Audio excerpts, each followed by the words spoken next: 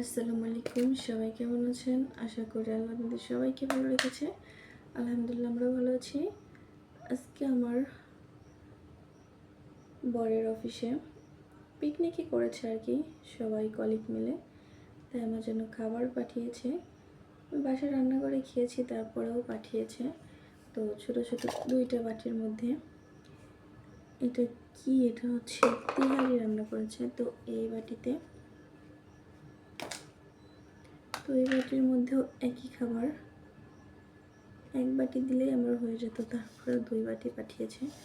2 বাটির মধ্যে একই খাবার।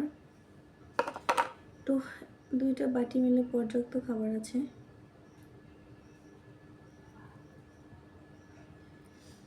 খাবারগুলো অনেক গরম, মনে হচ্ছে রান্না করে এখনই নিয়ে এসেছে।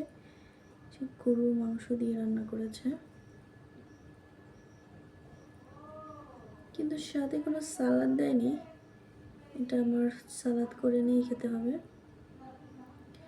গরুর মাংসর একটু তেল পেয়েছি, যেটা আমার অনেক প্রিয়।